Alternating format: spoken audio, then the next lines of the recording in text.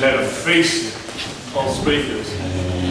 And it's incredibly appropriate that we have Luke Johnston to be the final speaker at our event, because the topic he's going to talk about rounds up and deals with a number of issues that have been touched upon.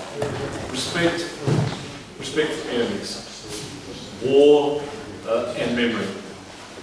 So Luke is a son of a 3RAR veteran. He's a researcher, historian, a battlefield guide, and also a director at large of the US-based charity Healing Through History. There's a much longer CV, so I won't attempt to go through it, but I think if we were to give mention in dispatches to guest lecturers, then this dude would be getting a couple. Because I think you're currently living in Vietnam. So hey, no expense spared, ladies and gentlemen. We have a guest lecturer here we've brought all the way from Vietnam to speak to us. But his journey hasn't been an entirely straightforward one, because he got to Brisbane, Sydney. He gets to Sydney, flights to Melbourne, not working out. So this man, to fulfil his contract to us, has driven from Sydney to be here today.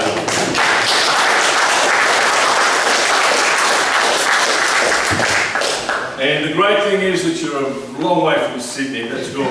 Remember, when you go back, you always need to remind people in Sydney that Melbourne was Australia's first capital city. In Melbourne, born and bred, so I'm aware of that. You go for it.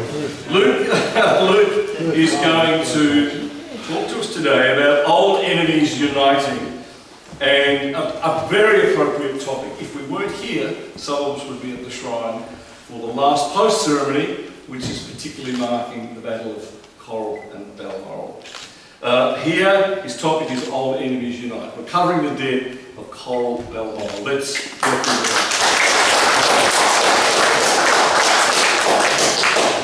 Thank you very much for having me here today. It has been an epic journey getting here from the Cambodian border just a few days ago. And I forgive you for my jet lag if I do fade off into the distance. But anyway, I'll do my best. And I know we're starting a bit late for this last talk, so I'll probably hold you back a little bit, but I'll try not to make it too much. Not a problem, they don't need anything else to eat. Okay.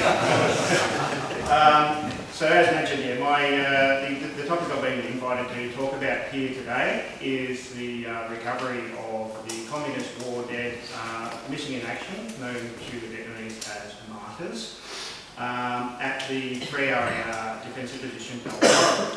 I'll give you a little bit of background about how that came to be personally, through organisational things, and also what's flowed on as a result after that as well.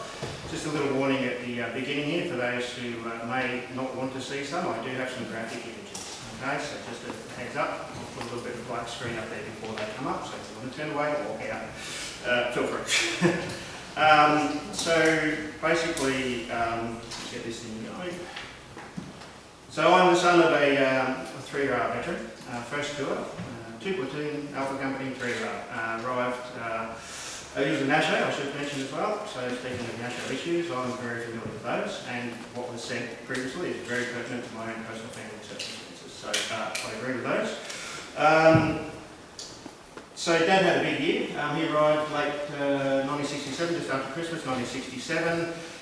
First shots fired in anger with the Tet Offensive in Korea, built up urban environment, and I could go on at great length about what he did, and I've spent decades researching that, and we went through that with him. I'll go into that a little bit more detail later, but in a nutshell, he went into the first assault on into the Long High Hills themselves, Operation Pittaroo. I know the 5RAR were up there earlier, around the base, Renmark, but also first assault on an Australian defended base position since the Korean War, which was Vice-War Base in Anderson, which I know you know about that.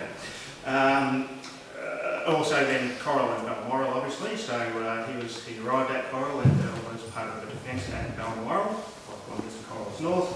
And just probably of note and relevance to the last presentation, and some of the other things we've talked about today, Chris, his last contact in the entire tour, this one-year tour, that he was with his understrength platoon, 2 platoon, they were down to 17 blokes, I think, by that stage, pretty exhausted, been on continuous operations for almost 2 months, and in the hut sick and out towards the Maytown Mountains, and was ambushed by a 100-strong heavy weapons company. And I can tell you at that point there that a number of events throughout the year probably culminated that day, compounded, and left him with decades of post-traumatic stress. So as a young kid, that's what I was interested in, to see what was happening with Dad. Very relevant. I'd like to say that the organisers did a really good job of tying this all together, and like you said, probably this presentation brings perhaps a personal example of how these things played out. So Dad was a rifleman, machine gunner, Patron machine gunner and sign writer in civilian life, which was used to deploy. His duties were partly producing signs during the battalion lines there. I did a decade of research into his tour of duty, like Bob's, the slide before of the after-action logs. So the operational plans, the after-action reports, the radio logs, mapped it all out minute by minute, metre by metre where Dad had been, brought to him all the specific details, gave him a lot of really good interesting information which he wasn't aware of, being a grunt on the ground. And he filled in the gaps between the black and white lines with the colourful emotions, memories and feelings. So together we produced this really well-rounded picture of what he'd actually been through, and for him that was incredibly cathartic. And for me, it really helped me a lot too, because I was very curious about what had happened, why Dad was the way he was. I think I could give you a whole presentation on that itself, but I won't today. So we've got that clear picture. You see, this is actually myself down the bottom here with Dad. This is the welcome home parade, not the big one in Sydney. This is the one in Melbourne the year after, in 1988. That was a big turning point for Dad too. And somebody mentioned earlier, I was only 19. That song there was actually really important to me. I know it produced a result in terms of having sort of recognition, but Dad didn't want to go to that, and I dragged him along. But it was a huge turning point for him, but not as much as what I've been doing since with the research and subsequently exploring his battlefields in Vietnam. So after having done the research and shared it all with Dad, it was a pretty powerful experience sharing that with Dad and him sharing his recollections with me. The next step for me, and the only thing to do after having mapped it all out, was to go and actually travel in his footsteps. I spent that trip there, those photos from that trip there, that's 2009. So first was April 2009, so 17 years ago. So that was the first of many trips. And you see they were on long tan cross, they were still having official ceremonies. That's the old gate post that we got. That's now a very large, wide bitumen highway, high-speed highway. That's the long highs down the bottom left-hand corner there. And well, you don't see many of these oxen carts getting around anymore. So the things that, just from my perspective, I know things have changed from the time that the war was on till then, and actually now, I'm seeing it 17 years later, there's massive developments. There's speedways, there's freeways, there's massive development everywhere. It's really changing. Just to highlight some of these facts, some of the things you see there today are obvious, most of the things are not. So relics of war. So on the left-hand side there, it's a communications bunker from the artillery at Biennial. That still stands there today as a concrete structure. There's not many things left like that. On the right-hand side, this is the Peter Batco Club at the 1st Australian Logistics Support Base down in Boomtown, and the exact same view and angle today. So, so they're just a couple of, I had a lot more examples of that, right? They're really true this way.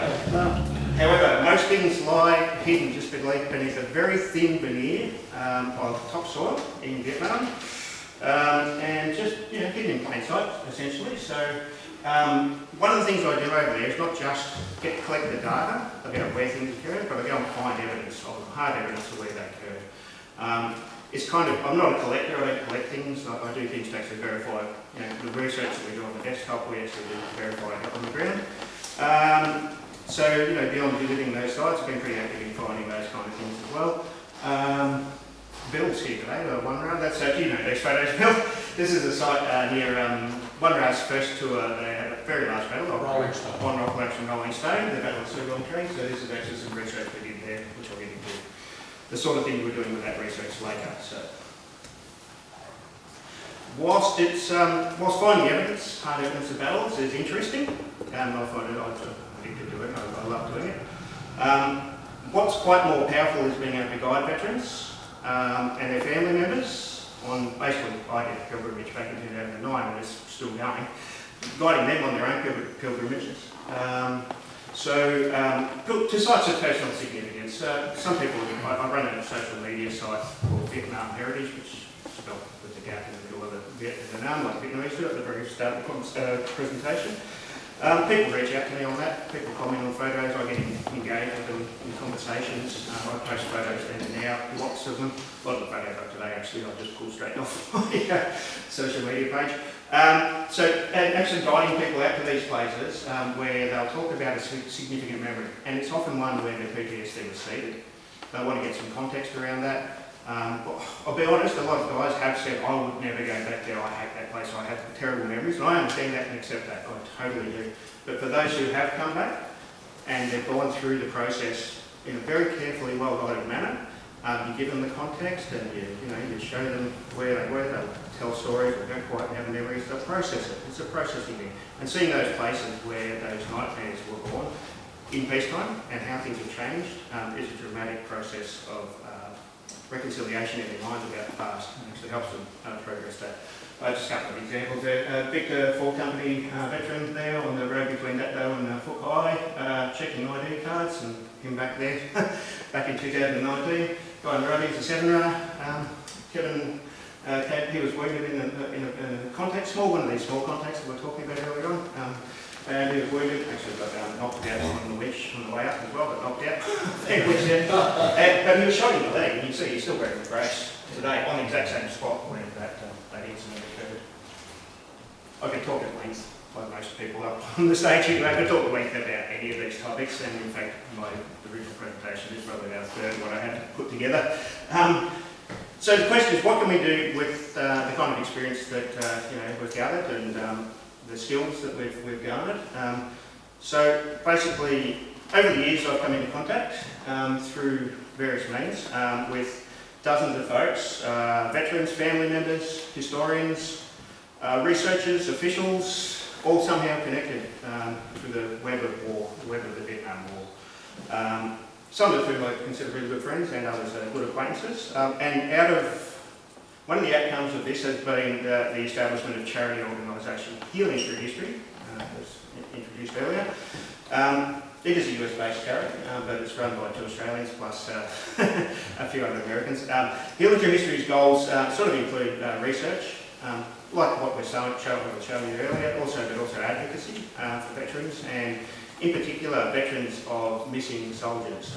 US in particular, obviously the Australians have all been recovered, but there's still over 1,500 US soldiers missing and several 100,000 Vietnamese. So we're also engaged in that as well. So that's what we do. Just another shot there of some of the action out in the field there with us. By the way, none of this is paid. We are a charity. We don't pay ourselves. This is all voluntary. So I work a regular job online, so this is all what we do with our spare time. Healing Through History was founded and directed by my good mate Glenn Hines, who's up there. There's that green bar on the top screen there, hugging the family members of MIA. So that's actually on Hill 668, where Keith Bain actually undertook his deeds, earning the Victoria Cross, Keith and Special Forces Medic on the right-hand side, they did this site, looking for Special Forces anesthesia and non-cats. Anyway, so I'm not going to go into detail about these, I originally was, but so basically just to show you the sort of things that we do there. So Healing Through History is founded by Glenn and 3 other directors with expertise, particularly in imagery analysis, which I'll get to, aircraft casework, and myself as the director at large in Vietnam. I don't like being at large. Glenn himself is an Australian Navy veteran. His uncle was sadly killed. Harry White was killed with 1R at Flight School Base Coral. So basically, we undertake desktop and on-ground research into cases of US and Vietnamese MIA servicemen. We've developed a state-of-the-art historic archival reconnaissance imagery platform. Glenn's put that together. It's called the Foresight Project. Basically, it involves, instead of just using paper data, text data, and finding out where things might have occurred on the ground. We actually flip it. We use imagery. So reconnaissance imagery taken by aircraft, US aircraft, particularly drones, UAVs, of battlefields. And then we actually use that to identify sites. So in the old days we had data, we had grid references, we had text and maps on topographic maps. Nowadays we use imagery as the first port of call. Ground-based imagery from veterans is great, which we'll get into that with Balmoral. We also use the satellite imagery, aerial imagery that was collected throughout the war as well. Not a lot of people realise that was taken.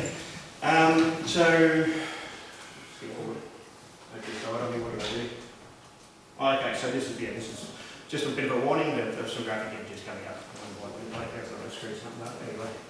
Right, so to the main event, what I was asked to bring to you today, that's as by way of background. The search for the Northern Vietnamese soldiers, they were Northern Vietnamese, straight off the Ho Chi Minh Trail, who were buried in a mass grave after the second assault on the northern perimeter of 3-Ra defensive position, Balmoral.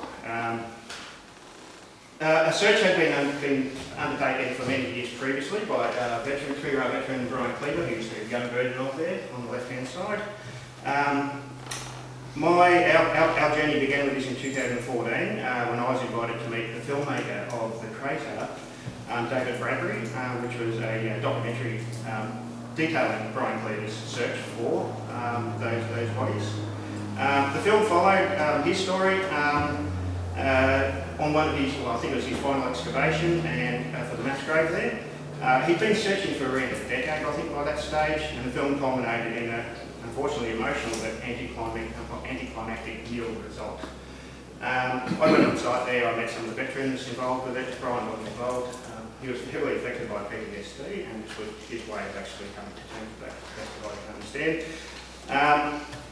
Unfortunately, he was searching in the right area, well, the right rough area, but not the right spot, essentially. He'd misread some of the information that was available. I'm not going to go into battle or Operation Johnston 1 was in which this battle occurred. It did follow on from the Battle of Coral, the two battles of Coral. It's a very loose map which I just stole from the internet. Sideline down the bottom here, and then going up to the Dolnai River and up to the red area up the top there. So you're about 30 kilometres off the sideline there, where Operation Johnston 1 culminated in the battles of Coral-Balmoral for the Australians. So anyway, I just wanted to focus on Balmoral itself. So it was a defensive position. There was no indirect artillery fire. It's often called a fire support base. A lot of the veterans I've worked with on this take that to heart.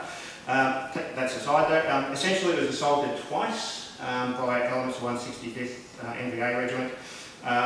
Straight off Ho Chi Minh Trail, as I said, on the 24th, 26th of May 1968. I believe it was a 2-battalion assault on the first night and a regimental size force on the second night. The assaults commenced with, this was not a pre-planned assault, but some planning did go into it, but at that time they should put something together for it. So the assaults commenced with an accurate mortar and rocket barrage, so they'd done their recon. They walked the mortar straight through the position and did take out some Australians, unfortunately, as a result of that. Followed by a ground assault on two fronts. My dad was Alpha Company, he was on the southern side there, A down the bottom. The main assaults did occur on the northern side. So having looked at all the records and delved into it more recently, the assaults on Alpha Company were very heavy assaults, but just by a smaller size force, which were easily pushed back, unlike those on the northern side. So the area, you can sort of diagrammatic there. This is from the 3-Ra intelligence section, it's a diagram. The area south of A Company was thick scrub on the northern side. Importantly, it was open. It was a large, open, grassy expanse of dry swamp littered with B-52 bomb craters, and it was nicknamed the golf course. Big grassy grounds, grassy ground holes. I'll give you a look at it. That's what I believe this photo was taken after the battles occurred. The area on the left-hand side there with all the white sand, that is backfilled bomb craters. So the bomb craters were backfilled after the second assault. A bit more about that later. You can sort of see the defensive position there, the 3-Ra defensive position was in that scrub, just to the south of that swamp there.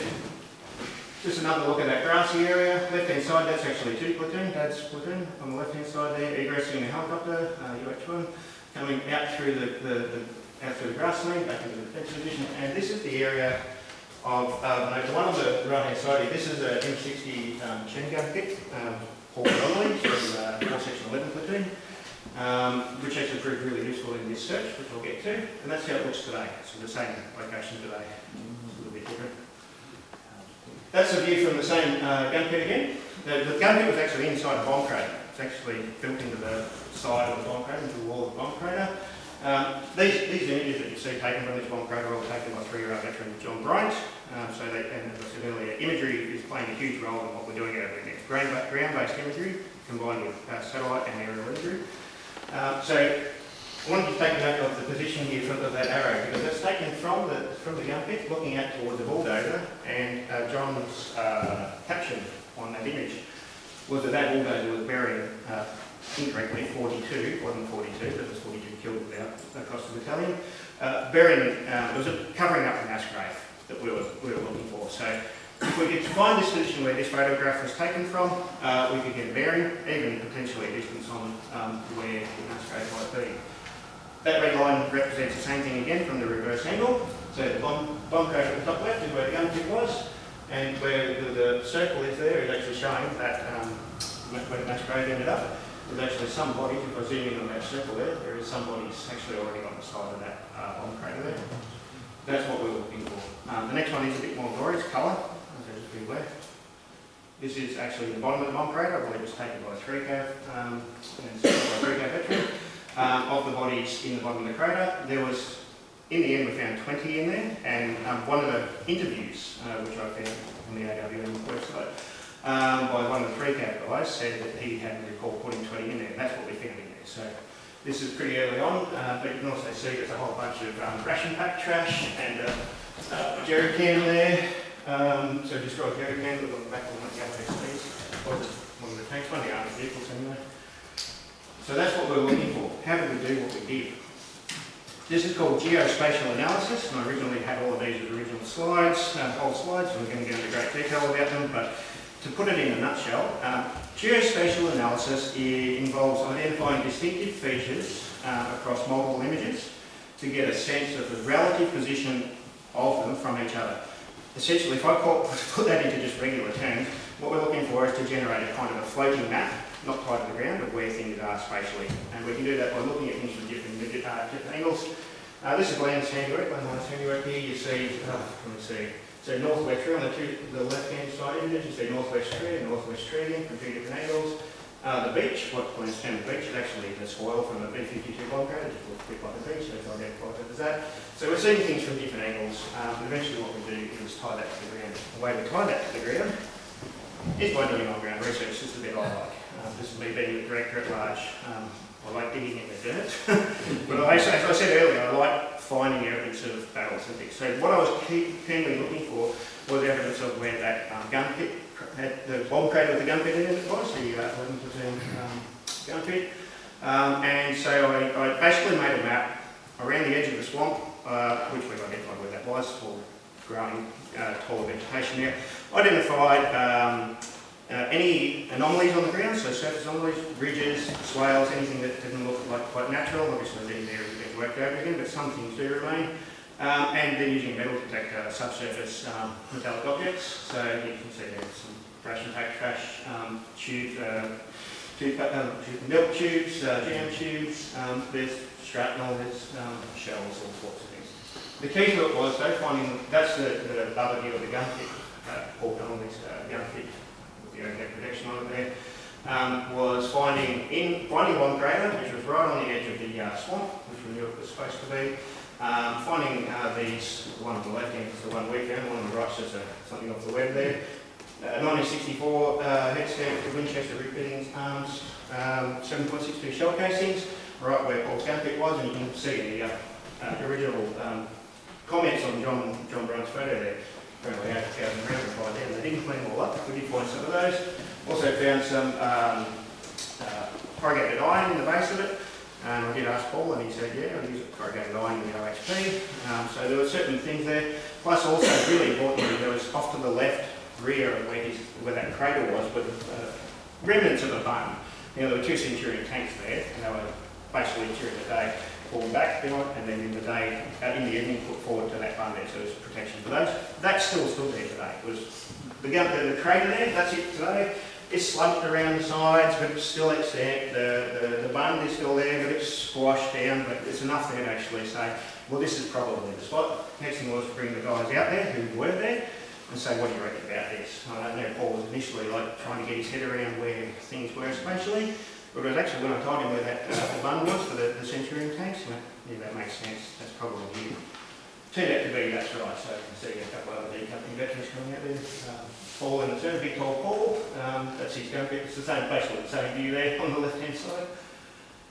So after we'd determined what we thought was the where the gun pit crater was, and from that, a bearing and distance out to where we thought the mass grave would be, we did a report with the great assistance of the Defence Attaché in Hanoi. They supplied some support to actually process that with the Vietnamese authorities. Steering Committee 515, you probably know that, Bob.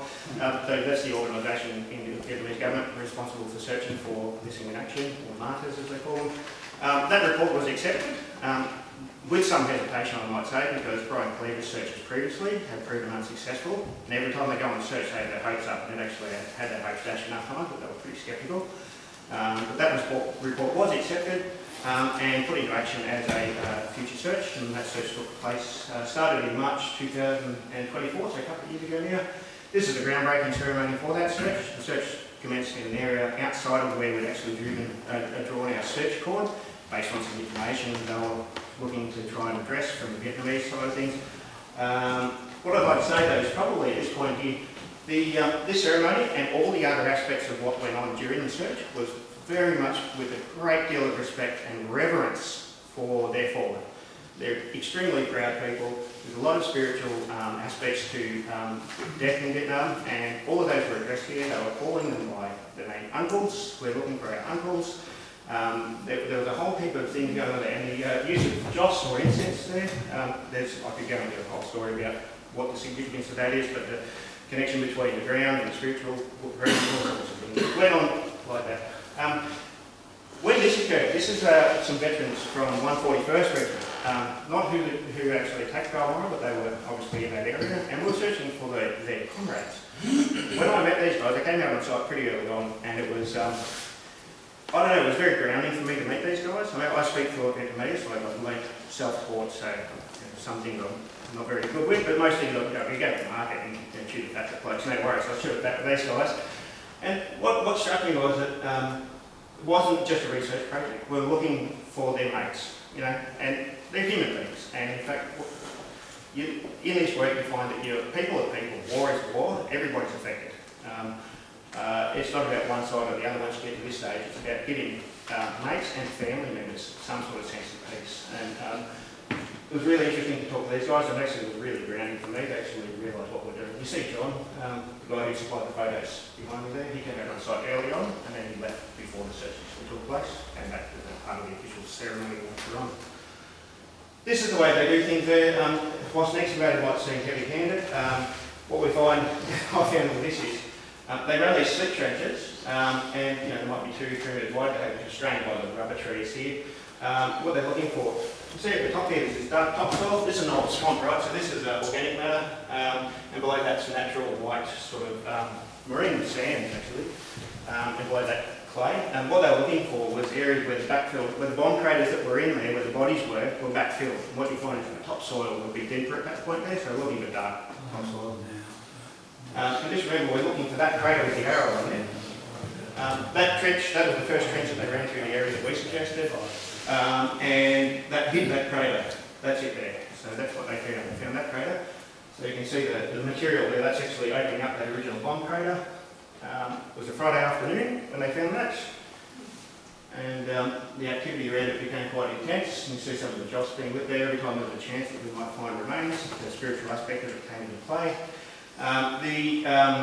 The excavator operator would scoop. Anytime he found anything that might be potentially of interest, excavation would stop, everything would be done by hand. There's a lot more to it than that, but that's essentially how it worked. Well, on that Friday afternoon, It was the 1st of April. April the 1st, that's right. April Fool's Day of all days. We found these. So, Ho Chi Minh sandal, entrenching tools, shells. This water bottle, which has been cleaned up by this stage, this photograph wasn't taken on that day. You see that poor bloke there would have been wearing that on his hip and he's been shot through, potentially, by Paul's gun. It was on that side of the base. There was a huge amount of excitement about what we're going to find after that, but it was the weekend, and they stopped. They went down tools for the weekend. At this point here, it was very frustrating, but anyway, on that morning, there was more items that came out. They actually found bodies, so we'll get to that. These are some of the other items that came out during the following week. So there was an AK-47 that came out of the adjacent crater. Some coins. These coins were attached to the canteens. The canteens were covered in trench art, things like that. Some of them were identifying. A bit hard to make out, but that's actually an writing pen, which has 2 names on there, which was used later on to identify some of the remains. Just to show the quality of the preservation was incredible, because these things have been found in the bottom of a 5 to 7 metre deep crater with kaol and like a pottery clay at the bottom of it, and so it's anoxic, and not that it really showed it here, but I can tell you some of the entrenching tools, once they clean them up, they really look like they just come off the shelf. That well preserved. And some of the other ones, something I told you earlier on, you can see that other image, there were Australian and Allied ration pack trash in there. And the one on the right hand there, that's part of the bomb shrapnel there, so that's the sort of shrapnel that you'd expect from a B-52 500 pounder of ammunition. And then we found the bodies. Okay, so if you're squeamish at all, this next image won't be for you. This is what came out of the crater. 20 sets of human remains, which were, as I was saying earlier, the preservation was incredible. So we had hair, teeth, even fat deposits came out of there. And these were treated with, I've never seen so much respect in my entire life. They were treated with a huge amount of respect by the search team, the Mexico team. They were cleaned, documented, separated, sorted and packaged for burial in an incredible manner. There was a huge amount of interest in the search afterwards. People came out bringing all sorts of offerings for the spirits to help them on their process to the afterlife. Media came out as the only Australian on site at the time, and having Vietnamese language skills. After the countless interviews, I can't remember how many. I didn't want to do it first. I said, "Can I do this in English so I could think properly?" Because it was very overwhelming. There's part of the media that story got in there as well. So they were interested to see if I was, A, respectful of what we were trying to achieve, B, if I understood the significance of it, and C, what was my backstory of why I was there. And it became probably a propaganda tool for them. I told that story. Dad was heavily affected by the war. He drank heavily. He worked heavily. He was both a workaholic and an alcoholic. And it led to a stroke, which led to a TPI. So they were interested in that side of the story as well. We had the woe too from the Defence Attaché office come out, and the Defence Attaché had supplied a lot of support for getting the report that we wrote over the line. So when they came down, it was a big deal for both the Vietnamese and Duncan Reed. He was overwhelmed by the process. I took him through the search, but I also sensed that he was pretty eager to see what had happened from the Australian perspective, so I was able to say, "Do you mind if I take him over to the Australian side?" The guys who were running the search, Vietnamese, and I said, "Yeah, go take him." So that's him actually looking out at the battlefield after I described what had occurred from the Australian perspective. I love this shot here. There's one of my mates from the search team on the left there, basically 2 enemies. Talk about enemies reuniting. you got Pavan and, the Vietnamese people army and an Australian army officer on the battlefield. I know I'm running short of time, it's getting late. Basically, the remains were packaged up, originally in their own little coffins, little boxes, and respected, but the edict came down from on high to put them into one mass sarcophagus. So, for whatever reason it was, I never found that out. But I thought it was fitting. I mean, they laid together for 56 years, so burying them together probably wasn't a bad thing. They were shipped off, transported off to the Provincial Martyr Cemetery, a very large and very respectful commemorative service, and burial took place there, the Biennial Martyr Cemetery. I estimated between 500 and 700. I've tried to do the maths of working out how many people were in the race. Mostly military, but also government. local officials, the former Vietnamese Prime Minister was there, that's the Vietnamese Ambassador. This is Andrew Bolesnowski, the then Australian Ambassador, and all the ambassadorial party came down. We're all part of the process. The funeral procession there on the top left was a moving event. There were lots of loud banging drums and trumpets, as you can imagine, to ward off the evil spirits. This is actually, this lady here who you see crying, I'm consoling my Bolesnowski was having a conversation. She's the sister of the guy, one of the guys who was identified by that writing pen, the name on the writing pen. And it turns out he was a poet, and he used that pen to write poetry and sent it back home. So her pain was absolutely raw. It was as though she just lost her brother. It was kind of almost that she'd actually just discovered what had happened to her. For anyone who knows anything about Vietnamese society, rites of passage are incredibly important amongst Vietnamese society, so this was a really good outcome for her. So there's a lot more I can talk about that. Some of the things that occurred in the wake of this, a gold award-winning national documentary was created in Vietnam. It was about 39 minutes, 8 to 40-minute documentary, which showed, this is my mate here, Not Kui, he's the documentary maker, and we still hang out and go camping, and we'd be making documentaries with me and occasionally. But this was a really, it's called The Way Day, basically showing all sides, all aspects of that search. The political benefits to both countries of having come together and worked together on something, right down to the level of the families who suffered the loss and the emotional impact of that, and the incredibly powerful aspect of actually recovering the bodies and giving them a proper burial. So it's a really powerful thing. We continue with Healing Tours, we continue to provide advice to the Vietnamese authorities now on several other sites. They actually gave us a list at a conference in Moran. That I was invited to, Glenn was invited to as well online. So they provided us a list of sites that they were really keen on searching for further bodies.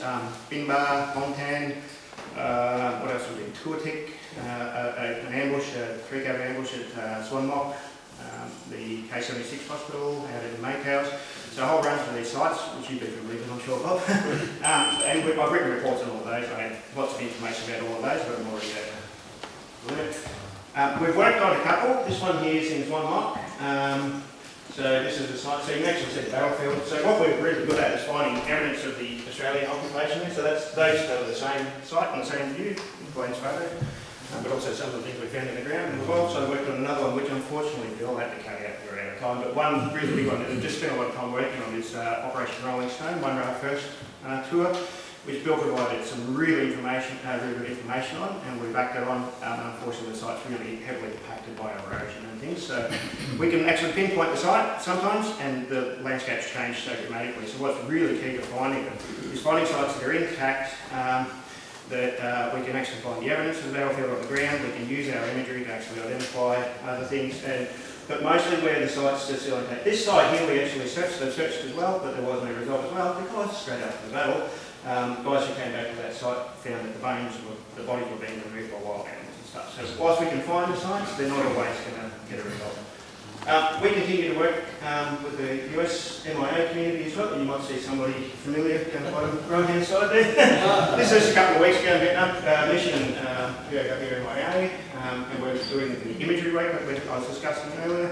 The imagery work, so there's a whole story behind that, which I'll be going to, but there's some of the things going on there. That's one of the MIA sites we're looking at, the Carlson case. I continue personally to have really interesting engagements with Vietnamese people, just in general.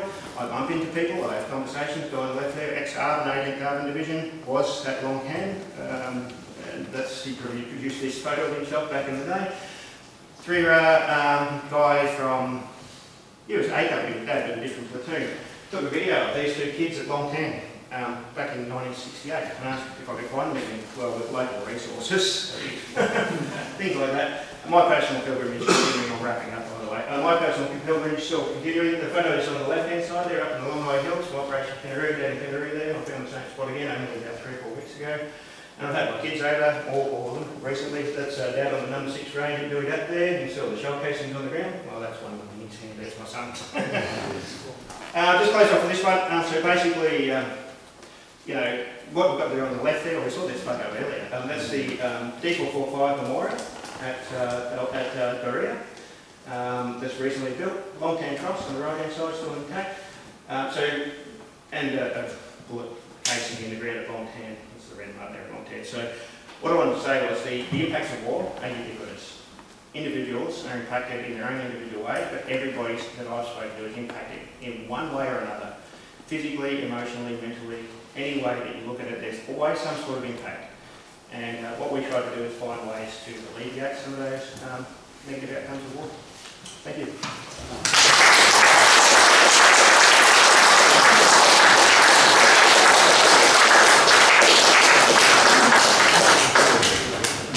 Well, certainly worth the drive from Cambodia. Yeah, we're running out of time, but let's come all this way. Do you have any questions that you'd really like to ask him at this stage? Yes. Look, in Europe there are significant fines and penalties for removing battlefield produce. How do you go in Vietnam doing that? With my contacts in the Vietnamese People's Army, I find that I'm okay to do that. I would never go to a site without their permission. Yep. I don't collect things. I do things for research, and it's generally to help them. I'm doing anything in the US, work with the local authorities, make sure it's okay to do that as well. Generally, I'll just got a text from the living commissar of the province, and he's like, yeah, go for it, no worries, let us know what you find. But I wouldn't recommend it just as a hobby in the future. Yes, question. You told me the story about Rolling Stone where we buried 180 in an area, and there was houses built over the area where we believe we buried them. And how the families all got involved to try and recover them. Yeah, so If that answers your question, how much the family are involved. that's right. Yeah, it's very important. So yeah, that site there. It's not far from Coral-Balmoral, that site. It's about 10 kilometres of crow flies, so that area, the north of Saigon. And yeah, the area is pretty developed, and farmed and straight and eroded. The site level anticipated the bomb crash was actually 7 metre deep erosion gallery. But behind the house, and the lady who owned that property was very, well, I rocked up on site and didn't tell her. I went into her backyard, large rubber tree farm, and she got the cops, but I told the cops what I was doing. And after that, I rocked back up again with the bombs out of the province, and she's like, oh, you were actually really looking for stuff. And they got really involved in it. And in fact, they're actually searching out there again at the moment because somebody else had reported previously finding bones not far away from there. So, Any final question? If not, we're just going to put our hands together again for you.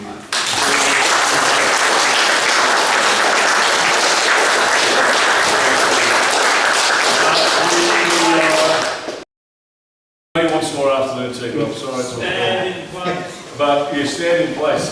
But we're going to ask our patron, Major General Jim Barry, to come forward and to say a few words just to finish the conference. Yeah, stand in place. Have a couple of minutes. I'll have the bell ready, Jim.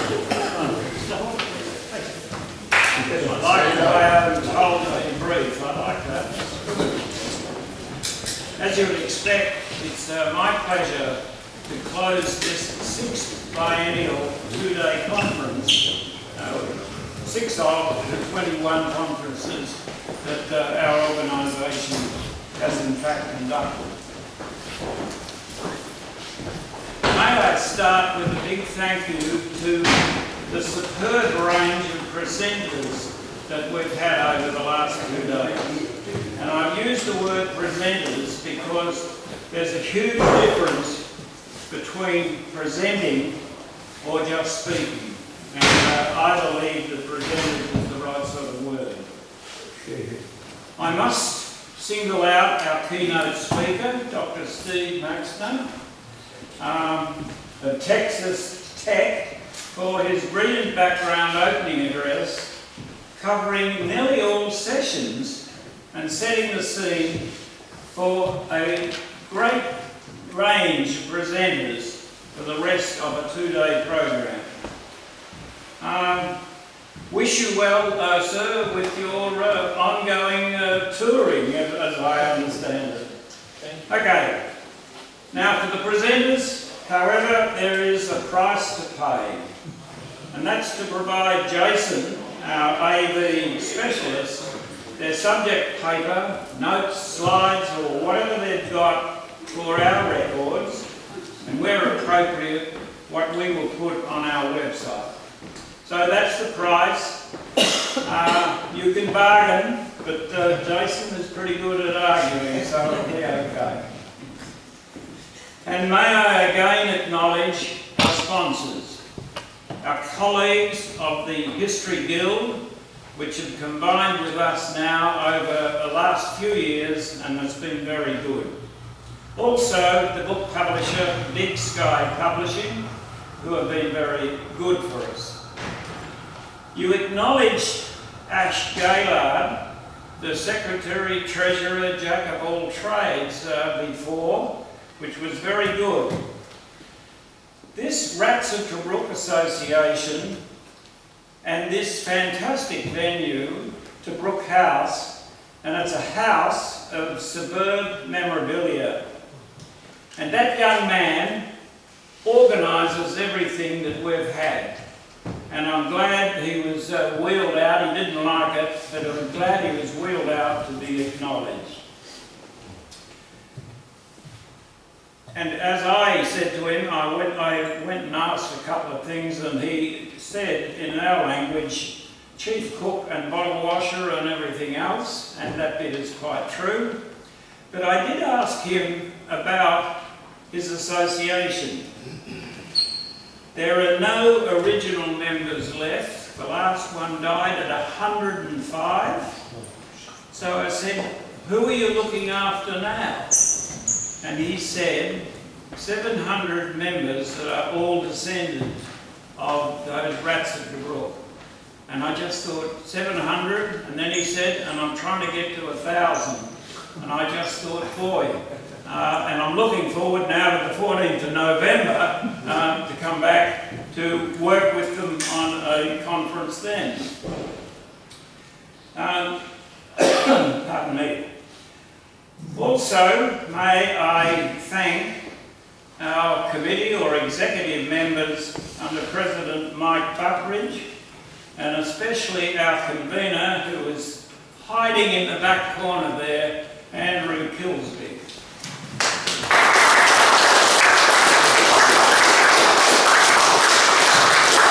As I indicated, they were aided and abetted by Jason McGregor, not only as the Secretary-Treasurer, but as our audio-visual man. All of them, the committee members, for providing another cracker of a conference, in my opinion. Yeah. There are too many presenters to summarise their sessions, but I find I must acknowledge our two Smiths, or should I say, Newans. They took us inside the minds of Vietnamese people. There were quite a few tears that I could see welling up in people's eyes, and that similar low level of delving has been presented again all day today. Absolutely brilliant, because you can, like I, know broadly about subjects, but when you go right down to that lowest level, do you get a real appreciation of what is needed to be known. So to them, terrific. Back to my intro. And the Military History and Heritage Victoria launch back there in 2011 by Professor Geoffrey Blaney. That intro challenge that when I opened, that we remain relevant, I believe that's been answered again today. It has been, in my opinion, not just a superb conference, but one that is absolutely complete. There was a start and a finish, and I just felt that it just worked so well, setting a nice standard for the future. Finally, to you, be careful or I'll...